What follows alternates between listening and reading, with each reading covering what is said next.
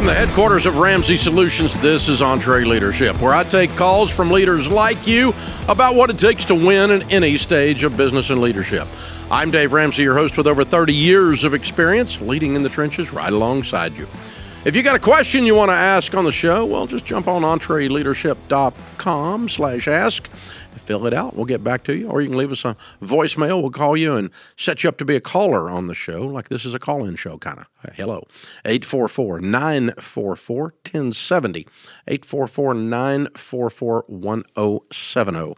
Curtis is in Phoenix. Hey, Curtis. Welcome to the show. How can I help?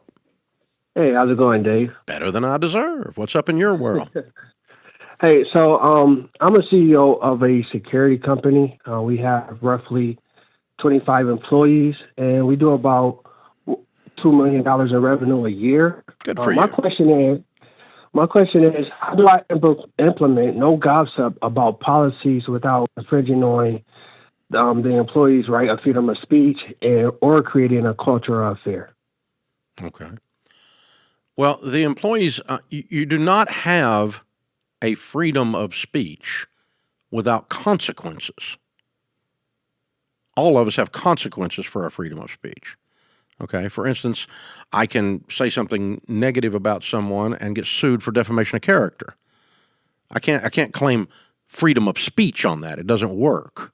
Okay. And so, saying something negative about your employer will get you fired. That's not freedom of speech. Okay. That doesn't qualify for that. So culture of fear is really easy. It's like, guys, okay, number one, you've got to, before we talk about policy changes, we've got to just say, in general, do we have, or let's put in place, a no gossip policy, which we did at Ramsey many, many years ago. So for many years, we've been saying, listen, when you have a problem, and you will have a problem, or when you've got a question or a gripe, any of those things are valid. Any of those things are allowed. But you need to hand the problem to someone who can do something about it in leadership. Just sitting and talking negatively to everybody in the lunchroom is called gossip. That's handing negatives down, not handing negatives up. And we will talk to you about that one time, and then we will fire you because we don't want everybody sitting around and running everybody down the whole time. And, so whoever's not in the room gets talked about, whether it's leadership or whether it's anybody else. That's the thing. So you take your negatives to leadership. And as long as you don't do that with a belligerence, as long as you're not nasty about it, then, or threatening or something like that, then you're welcome to talk to leadership. I'll listen to you at Ramsey. Come in and disagree with us about anything, and then I'm going to tell you, okay, I think I agree with you, or I disagree with you, and here's why. And I'll tell you more about what's going on if I can tell you what's going on, if there's something not private about somebody else or something. But I'll just say, in other words, you institute a policy, Curtis, and somebody comes into your office and says, I don't agree with that policy. You say, okay, well, there's two possibilities here. One is you're wrong. The other one's I'm wrong. So let's talk it out, okay? And so what is it you don't like, and why do you think we're wrong in doing this, okay? And then you talk that through, and you go, okay, well, here's what you didn't know. The reason we put this policy in place is it's for your safety, because we're trying to keep people safe. We're in the security business. You get killed if you don't do this right. And so I know you don't understand that, but that means that's why we do this. And so, no, we're going to do it. And now that you have more information, you get to decide, if you want to work here, and you don't have to work here. I'm not firing you, but if you think you're working for doofuses, you work someplace else. I mean, that's okay. I wouldn't work for a doofus. So I wouldn't want you to work for a doofus. And so, we talk it out, and what are we going to do with this? Then we're going to say, all right, we're going to hand negatives up and positives down. So then when I announce, if everybody knows that's the deal, then when I announce a new policy, I just remind them of that. I just say, listen, here's what we're doing. We're doing this thing, and this is what's happening, and it's kind of icky, but this is what's going on. And I tell people what's up, or it's not icky, and this is just something we're changing. And if you got any questions about it, talk to your leader, or if you got a problem with it, talk to your leader. But remember, we don't hand negatives down, we hand negatives up. Or frustrations down, we hand frustrations up. All of that's fine, but just remind you that that's what we're doing.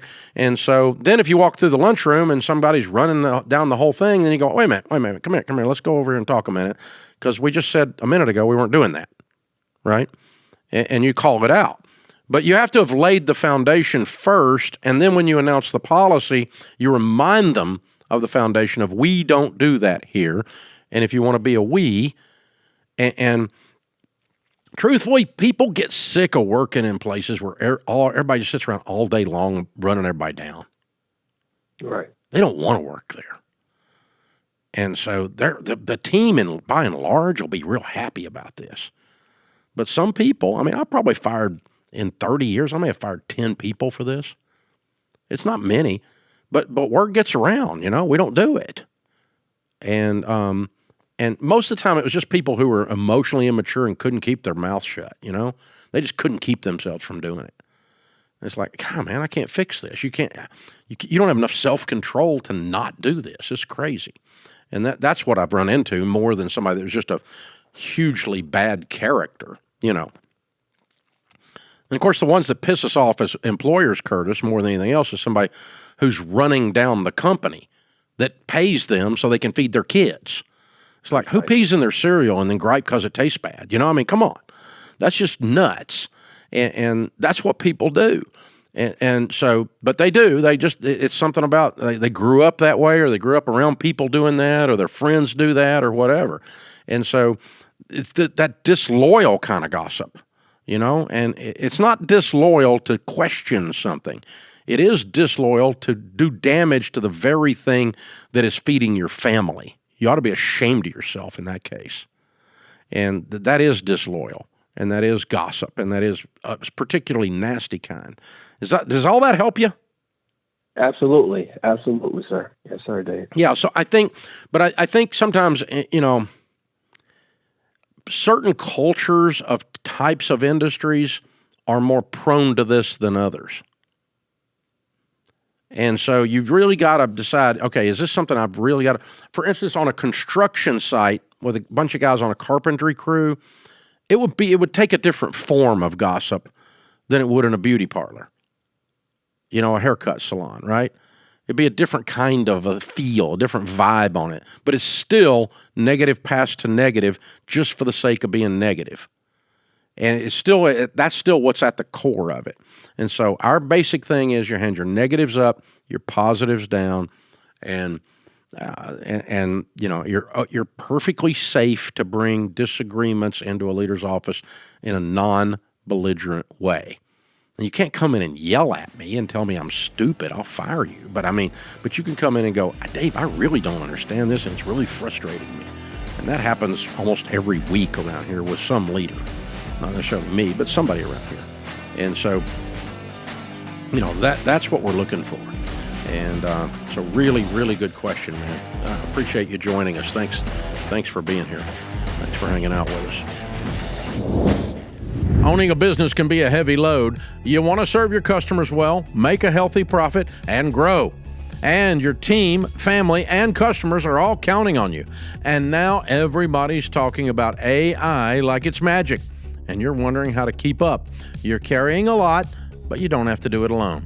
That's where NetSuite comes in. Over 43,000 businesses, including Ramsey Solutions, use NetSuite to lighten the load by bringing all their numbers into one system. Accounting, inventory, CRM, payroll, the works, and now NetSuite's AI takes it further, automating busy work, flagging inventory issues, spotting cash flow problems in real time, and catching risks before they hit. So you're not just closing the books faster, you're making decisions confidently. And when your numbers are right, that takes a lot of pressure off your shoulders. And yeah, switching systems is a big move, but NetSuite's Suite Success process gets you up and running fast. Go to netsuite.com/Ramsey for a free product tour and to schedule a time with a NetSuite rep. That's netsuite.com/Ramsey. Now, this is a cool idea. Listen up. Your business won't grow if you're bouncing from problem to problem without a clear plan. If you want to scale with confidence, you need to know where you're going and how to get there. This is the cool part. Our EntreLeadership team is now, for the first time ever, offering you a free 30-minute call where our coach will look at your business, identify what's keeping you stuck, and help you figure out your next action step. We've helped tens of thousands of small business owners level up their companies, and they can help you. Here's the deal. Your business won't change until you do. You're the one in the driver's seat. We're going to help you with a roadmap. So, if you're ready to ditch 60-hour work weeks and get fired up about your business, go to EntreLeadership.com/consult and fill out the form to schedule your free 30-minute call, or click the link in the show notes. That's a pretty cool idea right there, guys. It's brand new. We've never done that before. I really think you ought to give it a shot. Joel is in Flagstaff, Arizona. What's up, Joel? Hi, Dave. Thanks for taking my call. Sure. How can I help? So I'm in the construction industry. I'm the company owner. I have 5 employees, and last year's revenue was just north of $750,000. Wow, good for you. Thank you. So in my hiring, I had a similar problem like you have mentioned in the past, where I would hire anyone who could fog up a mirror. Mm-hmm. And so I've gradually increased my questions and my vetting process during interviews, and I've asked my applicants like skill and code questions. So now I'm still running into employees with anything with emotional or personality problems, honesty, anger, you name it, those type of issues. So my question is, how do I get to the deeper character questions during the hiring process to determine if they're a good fit for my company? It's difficult. It is hugely difficult. But the one of the things I would do is just keep pulling on the thread, and sometimes they'll give you a one-word clue. And one of the things I can learn a lot about them is how did you interact with everybody at the last place? I mean, did you have anybody was there anybody at the last place had any trouble with honesty? Was there anybody that had trouble at the last place? And see, because the old Aesop's fable of the guy runs into the wise man on the road and he says, "How are the people in that last town?" And he goes, "Well, how were they where you were before?" He says, "Well, they were great." And he goes, "They're going to be great." He runs into another guy. He goes, "How were they in the last town?" He said, "They're awful." And he goes, "Well, they're going to be awful in the next town." Because the point being, it's the guy, it's not the place he was, right? And so if he'll talk negatively about his old employer, you probably got a problem child. But if he just says, "Hey, he was a great guy, we just didn't fit," and they built a good house though, and I was proud for the time I had there. That's a pretty classy thing to say, right? About someplace you used to work. And so, but if he goes, "Oh no, that guy's a scumbag, and everybody works over there smokes pot," and well, you work there, so I'm gonna try. That's one of the things I'll ask about. And of course, if they happen to be, and in your world, this is really helpful. If you've got some thoroughbreds, some men and women for that matter of high character on your team, and they know this person, they're going to know. And I'm going to ask about their personal life. I'm going to go, "Okay, what do y'all do on, what you and your family do on Sunday? What do y'all do on Saturday? What sports are you into?" And they say, "On Sunday, we're in church." Okay, well, that's a good clue. That's helpful. Not everybody in church is a good person, but they need to be in church. But that doesn't, but I mean, that's at least gives me something to go on, right? And so, we spend all our time at the ballpark, and it's just a shame those guys that are the referees, they're just awful. Of course, they're 14 years old, but they're awful. And, they start running, you could get the anger out of them on something if there's anger down in there, right? But it requires talking. The second idea, so first idea is to get them to talk about their old place. Second idea is try to get referrals out of your team. Third idea is to talk about what they do with their time, and that'll give you a clue to look into it. Somewhere the fourth idea is to try to do one of the interviews in a non-formal place, like kick back and have a cup of coffee on a couch in a coffee shop. And something about the change in posture causes people to let their hair down and be a little bit more of who they really are, instead of being all like playing a part to get a job, right? Mm-hmm. Because everybody dresses up for an interview. Everybody, tries to be on their best behavior for an interview. And once they kind of forget they're on an interview because we're just kind of kicking around drinking a cup of coffee here, then hanging out on the back porch, kind of thing. It's one of the reasons we go to dinner with them with a spouse before we hire them, because in that dinner setting with the spouses, everything kind of changes, and you start to learn things about people, and you watch the way that he treats his wife walking in the door, and that kind of stuff. And you'll see that even if you didn't mean to see it. It'll just be right there in front of you. If you don't see it, your wife will see it, and that kind of stuff. And you'll go, okay, hey, this guy's he's got some kind of issue, and then you could dig a little deeper on it. But I'm not afraid to ask a question. I'll go sometimes, and I may play it back on me. I may go, sometimes I struggle with getting pissed off about stuff. What about you? I would say that to him and see if what he says, or whatever it is, that you want to use. Or, when I was in my 20s, I had trouble getting to work on time. You ever struggle with that? That kind of thing. Or whatever it is you're wondering about. Sometimes you just straight up freaking ask, in other words. But, it's one of the reasons that you need to do multiple interviews to hire people, even in a small company like yours. It's just mandatory because you can't just sit down with somebody one time. You only get what they want you to get in a one-time interview. But if you do multiple times, it's harder for them to keep the show going, and the real them starts to leak through. And if the real them's good, that's awesome for it to leak through. I'd rather it leak through. But if the real them's got some problems, then there we go. And of course, you do background checks for criminal and drug use and all that kind of crap, we do that anyway, just as a matter of course. But hopefully I'm going to find something out about that long time before we actually get to a multiple interview situation or a hire. But it's a cool question. It is a difficult thing to do, Joel. That's why I spent a little time with you on it. It's not a perfect thing. It's more art than science. It's not like there's 3 questions you can ask and the character will all come out. No, it doesn't. It doesn't work that way. It's more just hanging out, dude, getting a sense, letting God's Spirit speak to you. Is this guy disturbing my spirit? Well, there's a reason, Do you feel like you need to take a shower after you had a meeting with him? I mean, come on. There's a reason that feels that way. Question of the day from Laura in Miami, Florida. Oh, this one's weird. Dave, I'm 86. And still running my property management company full-time, 7 employees, about $3 million a year. I planned to give it to my son, but he passed away unexpectedly. Yeah, because he was like 70 or 65. I mean, your succession plan was like decades late. Wow. Of course, you still have the same problem, but oh my gosh, I'm so sorry. This is I'm ready to step away, but the only grandchild who wants the business said they'd run it remotely, and I don't think that works in property management. Am I forcing a bad succession plan just to keep it in the family, or is it time to walk away? It's time to walk away. Yeah, you need to sell it or close it or whatever it is you're going to do. Yeah. Yeah, it's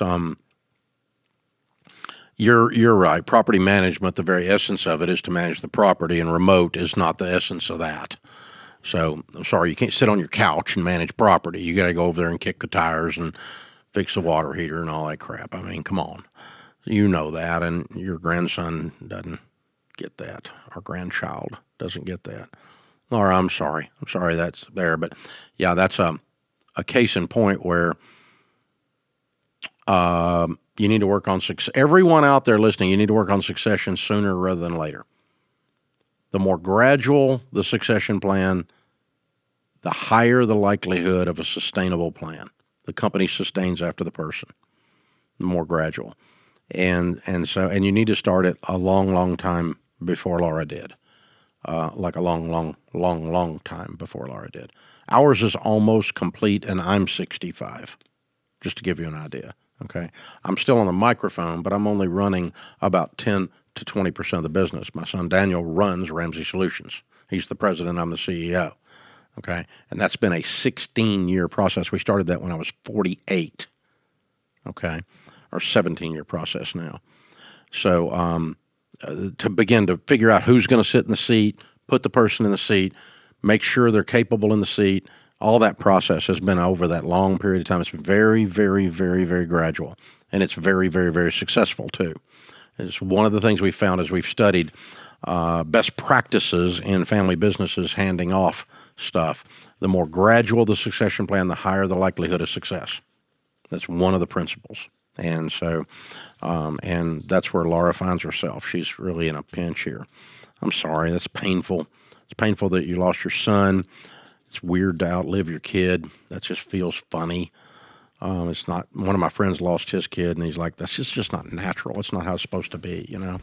And so, yeah, that's a hard thing to go through.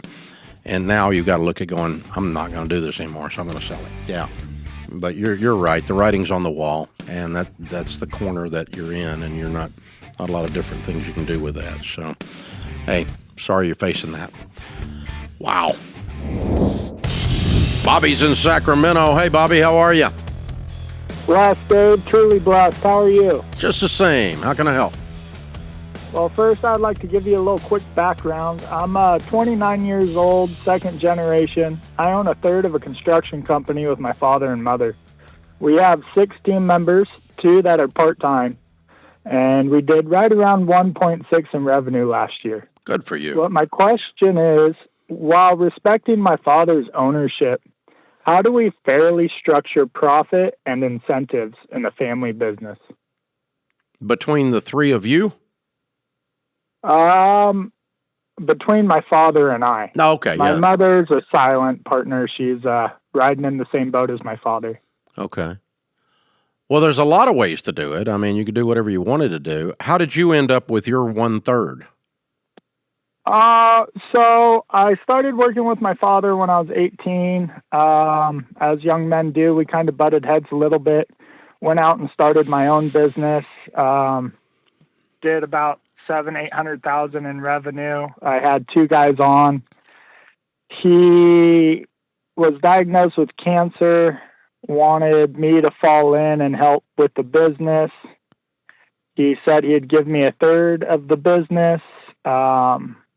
He'd do profit sharing and give me X amount hourly.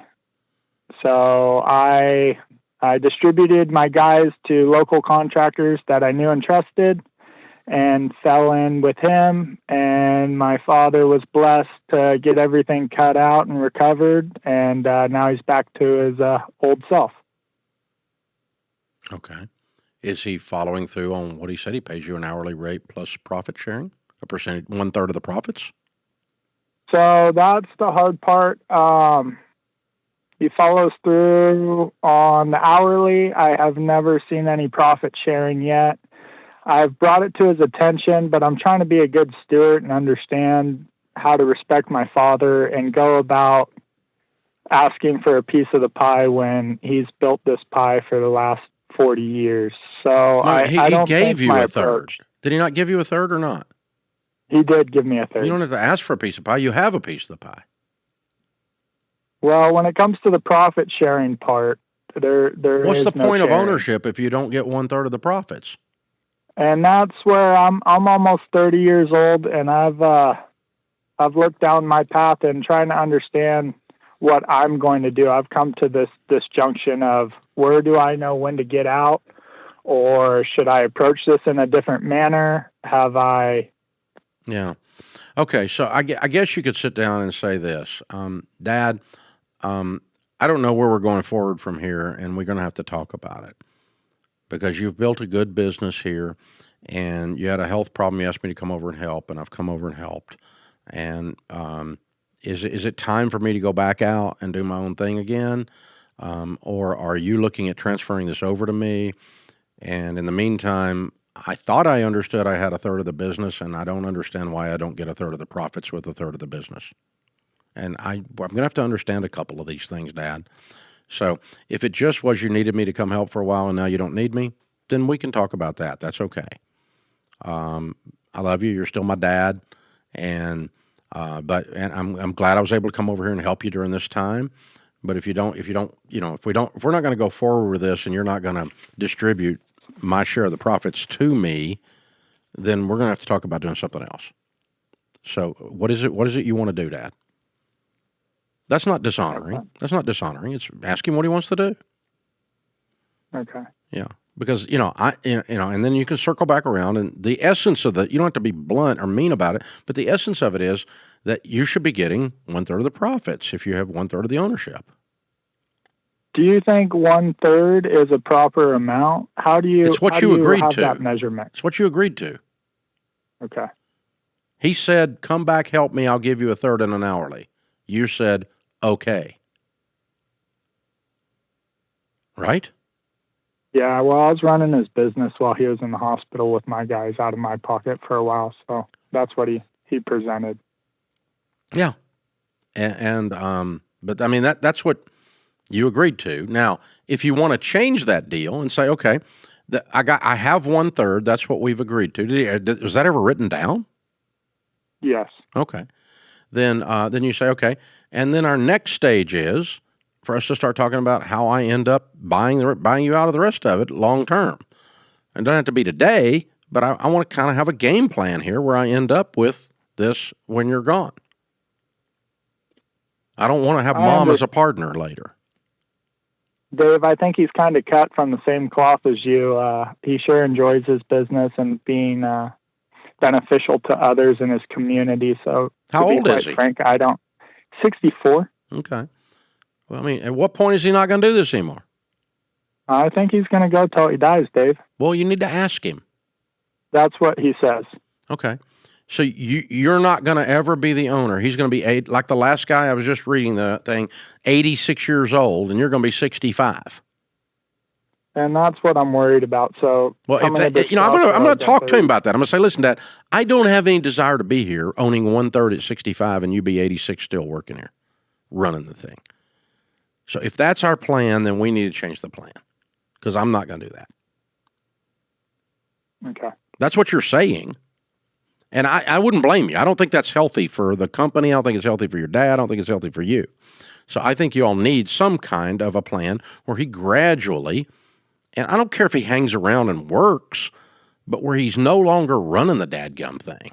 He does not need to be running it just because he's still sucking air at 86. That's not right. I don't need to be running this at 86. It's not fair to my kids. It's not fair to the business. It's not fair to my customers. It's not fair to anybody. That's just selfish on my part to do that. I could do it. I'd want to do it. I am cut from that cloth, but I'm also cut from a different piece of cloth that says I'm not going to do that because it's not good for the things I love. Okay.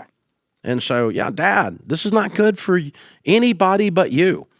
And so, if you're going to do that, then that's fine. You can run your business until you drop. But I'm going to go start mine again. And the next time there's a problem, I'm going to coach you and cheer for you, but I'm not coming back over here. Okay. And this is this is our last shot at this, and so it's okay. I'm not mad about it, but honey, if this is what we're going to do, this is what we're going to do. And if he says, "Yeah, I'm just going to work till I die, and you just have to deal with it," well, I'm dealing with it, so I'll just go start gathering my crew back up and get my own thing going again. And if he does that, I don't think he's going to do that if you ask these questions a lot. Just ask the questions in a very calm way, in a very quiet setting, private setting, not a bunch of people around. Your mother's not in his ear, none of that. You're just the two guys sitting here talking about father and son, what we're going to do. And man to man, mano y mano, and let's just figure this thing out, right? And you can get there. There's a lot of places you can get with that. So, sometimes he may say, I'm just going to work till I die, but it's because he hasn't figured out a way to not do that. And maybe that's it. Or I want to be useful, and maybe he's saying that. That's okay. I want you to be useful. I don't mind you working, but I'm going to own this and make every decision until I'm gone? No, I'm not staying. That would be that'd be the drop dead on that. So but you need clarity. You can't just assume what's in his brain without dragging it out of his brain by having a conversation. That's what we're doing. Hey, folks, by the way, if you do have a question and you want to be on this show, you can do it by going to EntreLeadership.com/ask, and you can call us at 844-944-1070. And if you would, help us out by following the show, subscribing to the show, leaving a review, and sharing the show with a friend. Sharing. It's good. You ought to do it. It's a good thing. Back to kindergarten, remember? Tell people about us, people. We need the help. You're our only marketing hope. Yeah, please jump in there and do that. And folks, remember, better a wary warrior than a quivering critic. This world needs more high-quality leaders. So take courage and lead. I'm Dave Ramsey, your host. Thanks for joining us on EntreLeadership.